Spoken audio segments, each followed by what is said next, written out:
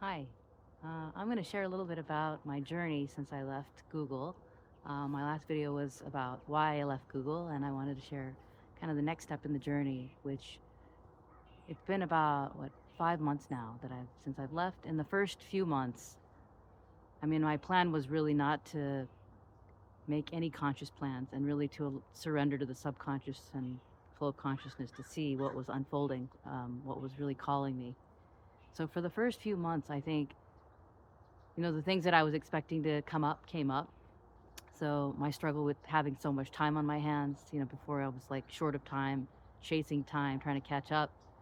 And then suddenly I had all this time on my hands where I didn't know what to do with all of the time. I was struggling to find things to fill it. And then I wished that time would catch up with me because it was going so slowly. So I struggled with that. I struggled with like stereotypical roles of like women who don't work and are at home. So like traditional roles like doing the dishes and the laundry, cooking and so on. I struggled with, even though I wanted to do some of that stuff. I struggled with whether I was kind of becoming stereotyped. So I struggled through, you know, roles, time, and then titles. When we went to a family gathering, I I felt ashamed actually of not having a title at first, when I was introducing myself, and others were introducing themselves with like full titles, and so I struggled with that. And of course, I worked through those things. I was able to honor what arose and kind of let them go. And then I hit kind of my dark night of the soul, which was basically like I hit rock bottom. I moved into a state of depression. Um, and it was really, I didn't realize, I wasn't sure how long it was going to last. And what it felt like was, when my husband, my kids were asking, like they got really worried. They're like, what's going on? What are you feeling? And what I described was like, I feel a really deep sense of sadness, and almost as if time has stopped. I have no purpose, no value, no goals, no meaning. So I literally feel like nobody going nowhere. And I talked about that kind of tongue in cheek. I'm going to practice being nobody going nowhere, but this was the actual sensation of feeling like I was nobody going nowhere. So I kind of mulled in that. Wasn't sure how long it was going to last. I don't know if I was going to come out of it or if it's going to be 5 years. I wasn't sure, and I was just kind of honoring what arose. And after 3 days, and by the third day, it was actually our anniversary, and I got this kind of thought in my head to look up a guy that I've been following, a spiritual leader, Matthias DeStefano. So I looked up one of his videos. I was immediately drawn to a video, which immediately like connected all these dots for me around. And the one thing that had happened that it plummeted me into the depths of darkness was, there had been a fight between my son and my husband that I tried to step into, and then the whole thing started to get on the edges of what I thought was violence. And I was like feeling invisible and unheard, and I was kind of in this low place already. And then I reached out to a spiritual mentor that I worked with for like 9 years, and to find out what I'm moving through, something really intense. I wanted to see if she had any insight. And what she wrote back a few hours later was, when I sat down to do your reading, the thing that came to me is, our time together is complete and I'm refunding your money. And I was like, what? And I'd had a couple of like old friends that I've had for a long time, like disconnect in the last few months. And then she disconnected, and I immediately personalized it. I plummeted to the depths of darkness, thinking like, this is a healer that I pay, that I've known for almost a decade, who's rejecting me. And so that's what really caused my plummeting. And I was going through these, rounds of tears, sobbing actually. And every round I felt like my legs and my seat was like dissolving, like melting into the ground almost. And so on the third day, when I saw this video, suddenly all these like dots were being connected, where he was talking about constellations, and how we start to become like channels for like releasing ancestral trauma, for example, which is what I realized I was releasing. How when we release trauma, or heal trauma, we there'll be a grief or loss, like the places, people, and things that were attached to your old self may fall away, will probably fall away. And now you're at a higher frequency because you've released some of that trauma. You're not as dense. And so, some of those people, places, and things will no longer be at the same wavelength or frequency. And so they'll fall away. And there is a grieving process. But if you don't let it go, then you can't move on to the next step in the journey or the next evolution or whatever. So it connected all these dots for me. And then I suddenly was able to release this trauma or whatever ancestral trauma that moved through me. I was completely energized. I had that same feeling where I jumped to the next level of the Mario Brothers game, and I was energized for the next challenge. So all of a sudden I started getting all these hits, these intuitive hits. People I should contact, books I should check out, websites I should see, people I should look up. And, I had already scheduled an ayahuasca journey a month, it was about a month out from that point in time. And then I think it was mid-July, and I had one scheduled in mid-August. And one of the people I reached out is a woman I'd met 6-7 years ago. And she was an intuitive healer that I met at a friend's house. And I was really struck by what she did. And I didn't have any of those skills at the time. And I reached out to her. We were catching up. And she shared with me that she was now leading psilocybin or psychedelic retreats for ayahuasca. And so I think psilocybin also. And I was like, wow, I'm actually now being more drawn to it. Also, I'm actually going to a journey in a month. It's only a couple hours north of where I was going to be. And then I thought, I can't do 2 in a row. Nobody does that. I've never done that. It's usually months apart, years even apart. And so she said, well, think about it. And so I got off the phone, and I was suddenly really drawn to signing up for it. So I signed up and I went. And so I had 2 in a row, 2 weekends in a row, where I had 2 ayahuasca retreats with 2 different shamans.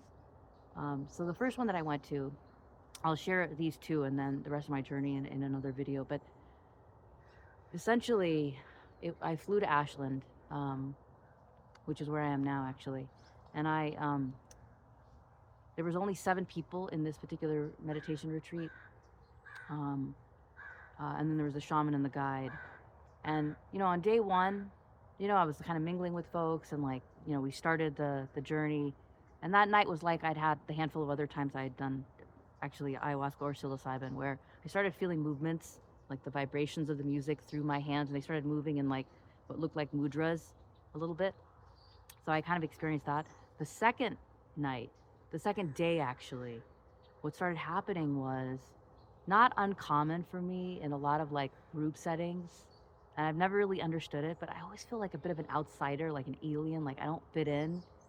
And I try to chit chat and connect and whatever. And for whatever reason, I don't know if it was just social anxiety or just something about it. I just never could make the connections. And this was really amplified on day 2. So I started noticing one of the individuals in the group wouldn't make eye contact with me if anyone else was there. And even if there were 2 other people there, she would make eye contact with both of them, but not with me. I was kept trying to blow it off. And then started noticing if I was talking to someone, they would cut off the conversation, leave, and never come back. And then, groups started forming, and I just started feeling like I was invisible. And so by the mid-afternoon, I was like, I gotta stop trying. I'm feeling so terrible and so excluded. I'm just gonna be a hermit. I'm not gonna try to connect with anyone and try to fit in. I'm just gonna keep to myself. And by the time I got to the journey that evening, I was so miserable and unhappy. I didn't even want to be there. And I was sitting there, as the shaman was kind of starting up the ceremony before he served the tea. And I basically said, I felt there was a voice in my head, the critic that appeared. And essentially what I was feeling was the voice started saying, you quit your job. Now you're in some hole doing drugs. What the hell have you done with your life? You have no goals, no purpose, no meaning, no direction. You can't even connect with people. And again, I heard the you're nobody going nowhere. So I started crying actually, just quietly. It was dark. And I don't think anyone could see me, but I just started crying. I was I don't even want to be here. I'm gonna leave. And I was going to get up and go, but I thought, God, that would be really disruptive. My flight's not even until tomorrow. And I paid for this place. I don't have anywhere I'd go. So maybe I'll just stick around and see what happens. And one of the things the shaman had said, if you're having a pity party for yourself, the medicine's probably not going to work for you. I'm like, I've probably blown that too. So I took my first cup of tea, and I felt nothing. I didn't even feel like every other time that I've taken it, where I felt some vibrations. I felt literally nothing. I sat there just bored. I couldn't even sleep or rest. And, these thoughts are kind of moving through my head half the night. And then he offered another cup of tea. And I thought, like, what would be the point of that? And I'd probably just end up purging the rest of the evening then. So I was hesitating on whether to go. And I just still felt like I should do it. I was like, what the hell? I took my second cup of tea. And about 20 minutes later, it kicked in. And with a ferocity, my hands started to move on their own to the music. I was leaning back against the wall. And my arms just involuntarily started moving into like that would look like two dancers spinning around each other in like gorgeous sequence. Like one of them would be going to the lyrics and the other one to the melody or to the an instrument, and then they would synchronize and they would alternate, and it was just stunning to watch. And I remember thinking like, whoa, is anyone seeing this? Like, but I didn't hear any confirmation. I didn't want to feel rejected more by this group. So I just closed my eyes and I said, you know what, I'm just going to honor what's arising and let's see what happens. And so I felt invited to participate in the experience. So I sat up from the wall, and immediately I felt even more vibrations moving through me from the music. And my head was now moving with the hands, and it was stunning to experience and to watch. And then suddenly I could feel the vibrations of like the lyrics, the melody, the beat, the rhythm. And then there was other things I was sensing that I didn't even know how to characterize. So as I was like moving, I still didn't hear any confirmation from the group. I'm like, maybe I look like Elaine from Seinfeld. Like, I'm just going to keep my eyes closed. I just enjoy what I'm experiencing. And then suddenly I started feeling, oh, and one thing I forgot to mention was before the ceremony started, the shaman had us pick a card. He had this shamanic medicine deck face down. He asked when we went up to set our intention. My intention was initially, show me my capability and show me what I'm part of. And then when I picked the card that I picked was it was called the Upper World card, Upper World Future card. And basically what it said was, the realm of spirit, the upper world, which is the realm of spirit, the abode of like gods and goddesses, angels and sentient spirits, is opening its doors to you. And it's bending the branch of the old world tree so you can climb up and get philosophical and spiritual advice from, these beings about your future. And then it said the upper world has been waiting to reveal the heights of your essential nature, awaken your full purpose, and raise you to your potential. And I was like, whoa, God, that would be cool. So I replaced my intention then with the lines that felt more eloquent than what I'd said, which was, reveal the heights of my essential nature, awaken my full purpose, and raise me to my potential. So anyway, as I'm like moving and dancing to this music, I suddenly started feeling these beings. Like I couldn't see them, but I could feel them beside me, behind me. And they appeared, and I was like, wasn't sure what it was at first, but then they started speaking to me. And they said, we're from the upper world, and that card you picked is like playing out. And we're here, part of the big reason we're here is that we need to download information onto the earthly plane because it's going through a major transition right now. Like on the path of self-destruction, we're going to help bring this information, and we can only do it through individuals and people, places, and things that are at high frequencies, high vibrational frequencies. So right now, because of the movement, because of the medicine, you're actually at a very high frequency, so we can download the information and we can also speak with you. And then they showed me, like they deepened the vibration so I could feel even more as I was moving. And then they said, you're right, what you can feel is, the rhythm, the melody, the lyrics, the beat. But then they showed me like 50 other things that I was sensing through my body, and they, that didn't even have words in the English language. And what they confirmed then was, they said, you're on the right track. The subconscious is far more powerful than the conscious mind, and it's connected to consciousness, which is vastly intelligent. And then one of the things that I asked was, how is it that I'm moving so perfectly to the lyrics? I've never heard this music. And it's not even like I'm hearing it and then moving. It's like perfectly in sync. And then if whatever the lyrics are, like let's say it's sky, the hand movements were like associated with the lyrics. So I asked, like, how is that happening? Then they showed me, they said, it's not just the lyrics, like what you're tapping into in terms of the subconscious and consciousness, so vastly intelligent. And then they showed me like the thoughts and feelings of every person in the room, like my own thoughts, like the future, the past, like the lyrics, like hundreds and thousands of inputs that are synchronizing and harmonizing through these movements that look like dance. And then they said, try it. So I thought of like an elephant or like some, and then suddenly the movements were like what you might see in the forms of like an elephant or something. Like it was beautiful, stunning to watch. So then I was just in awe. And then they reminded me, they said, so actually, before I get to this part, the shaman then ended, so this went on for hours. And then the shaman ended the ceremony. And he said, I'm closing the ceremony. If you want to continue, you can. If you want to get food or if you want to sleep, you know, you're welcome to do that, but I'm going to close the ceremony. And as soon as he closed it, it was still dark.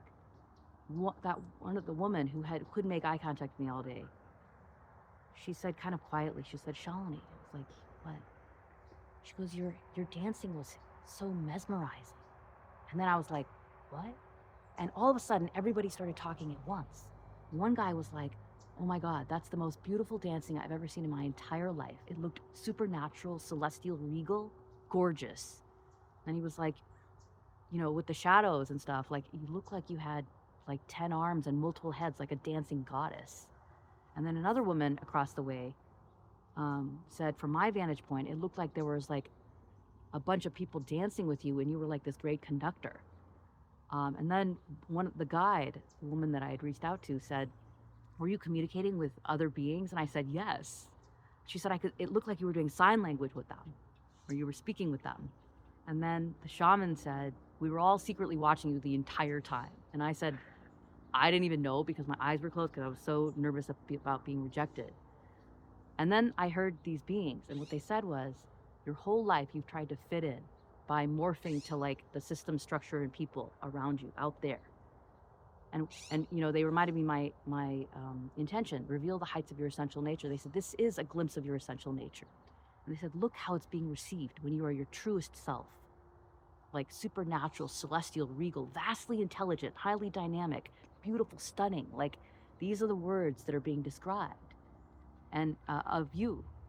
And so the message was, and the reason it was so visible, and I kind of felt like that, like when I was in the movements, like there's some reason this is so visible. Most people in ayahuasca journey, it's really personal and quiet. A lot of people are lying down or have eye shades or just quietly sitting. And there was so much movement. And so, you know, part of the message was, when you shine, when you allow your true nature to appear, when you be your authentic self, it inspires others, but then it also like inspires awe. And it's like something to celebrate. And it felt like a celebration that was moving through me. It was like ecstasy and bliss. Like the vibrations were so beautiful, stunning. So, and then I asked about the second part of my intention. I said, awaken my full purpose. And they said, we'll show you that in due time, but we'll leave you with this thought. Can you imagine what type of purpose or being would come of an essential nature like you've just witnessed? You know, so vastly intelligent and highly dynamic and beautiful, celestial, regal, supernatural. It was like, no. They were like, no, your conscious mind will not be able to see it. You're going to experience it. And I said, what about raising me to my potential? And they said, honey, you're already there. So it was just this really beautiful message. And then I felt like going outside. And as soon as I went outside, I could suddenly feel like a sea of vibrations, like the trees and the plants and the earth. And like there was a stream there, and the stars, like the rising sun, the birds, like I could feel all these different vibrations. So I started kind of walking into the forest a little bit, or into the land a little bit. And there was a gazebo there. So I ended up, you know, stepping into the gazebo, and I was still feeling all these vibrations and like the melody of the universe. And one thing they'd said to me is that what I'm experiencing is the flow of consciousness, the unfolding mystery of life. You know, it's like I'm participating in the co-creation of like, you know, this unfolding mystery. It was just really stunning. So anyway, I went out there and I was still moving and I was dancing. And my eyes were closed. I was just feeling these vibrations. And then when I opened my eyes, there was an entire field behind this space where there were all these cows kind of roaming the land. And when I opened my eyes, a bunch of them had come up to the fence, like which was about 2 feet from me. It kind of freaked me out a little bit, but I was like, whoa, what are they sensing? So anyway, that was that journey. And then I had 3 days in between where it turned out my husband was traveling to visit his family. My older son was was working all day, and my younger son was at an away camp. So I pretty much had the place to myself. So for the 3 days in between, I kept listening to the music. I kind of danced and I cried, and I was just in that vibration, the beauty and the love that I was experiencing. And I went to the second journey. And the second journey was with someone I'd been to a year ago, had a really profound experience there also. But the first night was similar to my last night. So, these beings showed up. I could feel all the vibrations. I was dancing. People were like in awe again. But what was even more interesting was the second night. So the second night, it started with an even more like ferocity, I'll call it, like fury of the movements. And it was almost like I didn't have free will. Like it was like I was being danced. I wasn't dancing, I was being danced. And at first it was like, I don't feel like I even have free will. And then when I kind of surrendered to it, then I started feeling like I could, I had more, like it softened basically. And then at one point it was like, kind of like where singers will pause the music, or pause the singing so the audience can sing along. That's what started happening. So it's like I was doing all these movements and then it would stop. And I was like, what happened? And they were inviting me to like co-create with them. So then I started doing that. It was this beautiful co-creation of like this dance that was the unfolding of like the future consciousness or whatever. At one point I kind of asked, like, how is this going to come into my day-to-day? Like, how does this serve my purpose? And then they were kind of showing me, they said, again, I'm collecting all of these inputs from around the room and in the space and past and future and so on into these movements. And then they kind of showed me. So they said, focus on someone in the room. So I focused on someone, and then immediately I could feel their pain and suffering. And I felt my stomach swell with pain. And then my right hand started immediately going to clear the energy. And I had taken a pranic healing course. I recognized it. So it was clearing the energy. And then after like a few minutes, the pain in my stomach subsided. My right hand went up, and I could feel like an itchy heat kind of emanating from my palm, the center of my palm. And my left hand started spinning in front of my heart. And I was like, what in the world? Then I realized it was fueling this energy from my heart. So it was like a healing energy that I was sending to that person. So anyone I would focus on, this was what was happening. I would feel their pain and suffering in my stomach. I would clear it. Then I would send them some healing energy. So I did this like half a dozen individuals in the room. And then I was like, okay, I'm going to take a break. I feel like going outside. Before I'm going to go to the restroom. So I went to the restroom, and as I was washing my hands, I looked in the mirror. And immediately when I looked in the mirror, my reflection froze. My eyes like disappeared, like they went hollow. It scared the hell out of me. And I was just staring at it like, what the hell is going on? And then all of a sudden my reflection came back to life, but it was like very clearly not me. Like it looked like me, but it was very clear to me that it wasn't me. So then I just started looking at the reflection, kind of freaked out. Like, is this my evil twin? Like, what the hell is this? And then the woman in the reflection smiled. I wasn't smiling. I was just like staring. She smiled and she said, I'm your higher self. I'm going to show you something. Let's go outside. So then I'm like, all right. So I went out on the balcony, and immediately again, I could feel a sea of vibrations, even more than before. So I could feel like the dragonflies and the trees, they beautiful, beautiful trees, and the earth. And I was like so awestruck by the energy I was feeling from the earth. And then I could even hear when I tuned in, I could hear the trees talking to me. They were telling me how they were stewards of the land, the sacred land. And then my hand automatically went up and started sending healing energy to the earth. And then I suddenly got a flood of images of how Mother Earth was being pillaged and raped all around the planet. And my stomach swelled with pain, like incredible pain. And I started sobbing instantly. And then I immediately started clearing the energy. I needed both hands this time. And then I even imagined, like I'd learned from a spiritual mentor, this clearing process where I imagined standing in a cylindrical tube that goes from the heavens to the earth, into the center of the earth. And I go through each chakra clearing, and a light vacuum sucks any energy that's not mine into the center of the earth. And then only my energy comes back to me. So I was doing that. But what was different this time than every other time I've done it was suddenly my being that I saw was like translucent. And I could see exactly where the energy was stuck in my chakras. And so as I instantly cleared, and then my stomach pains stopped, and again my hand went up, and I did like multiple rounds, and it was like overwhelming. And then I started hearing the messages like, um, you know, you're meant to be a planetary healer. And then I started seeing all these images of like past lives and like how I was every person in the room. And like I felt really overwhelmed. At one point, I'm like, who am I? And then I heard, and they said that it's a really long story. You're going to have to sit down. So I sat down. I was like, ooh, I love long stories. And it was a little bit like I felt like a kid around a campfire.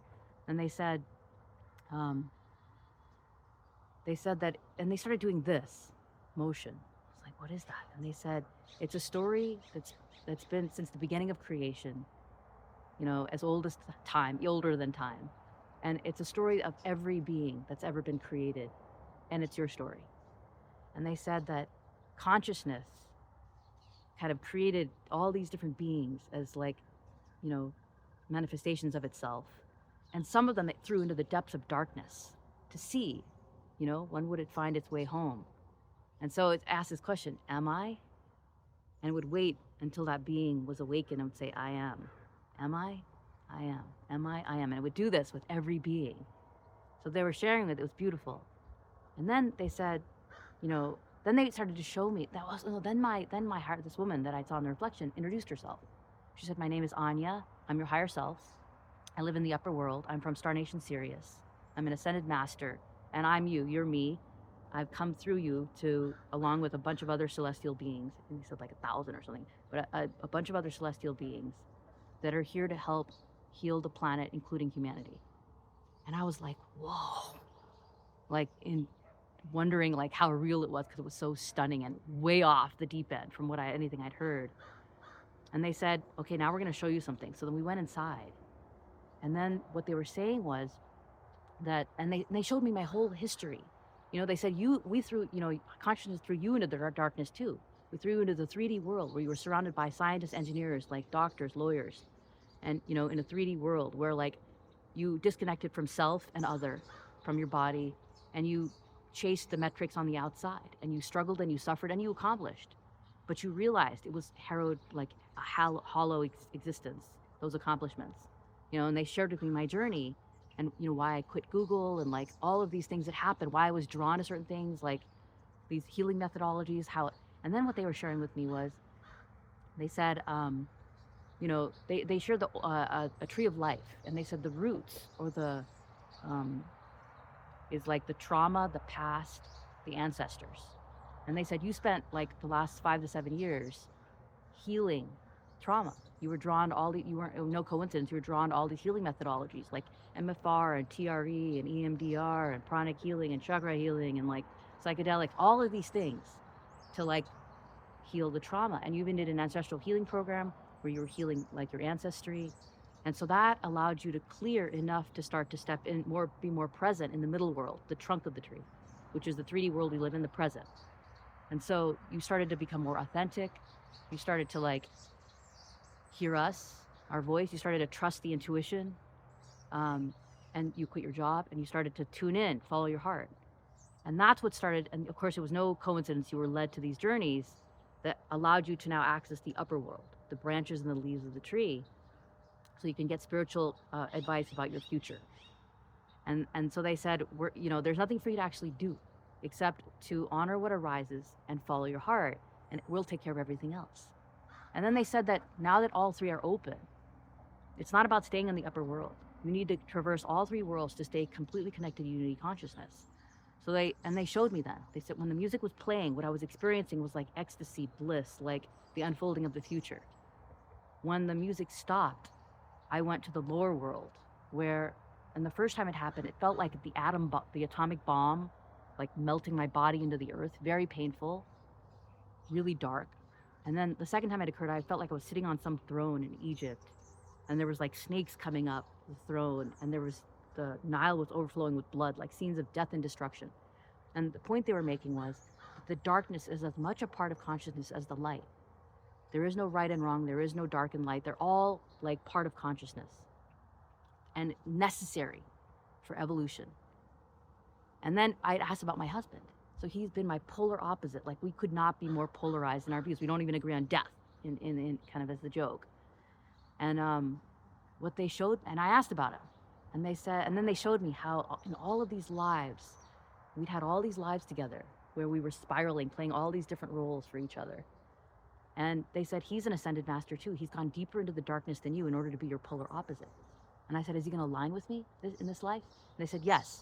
But while you're going to the heights of light, because you've experienced darkness in so many previous lives, he's going to be going to the depths of his darkness as your polar opposite. And that's necessary for both your evolution and for humanity's. And when he hits the climax of that, you know, that'll be your polar opposite.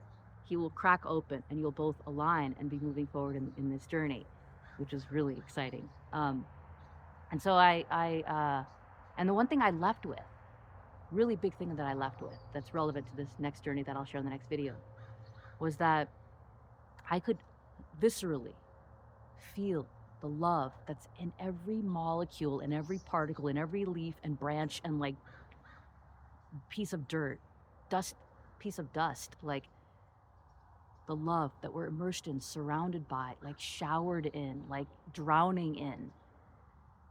And at the same time, I could feel like viscerally in my body the pain and suffering, my own, other people's, humanity's.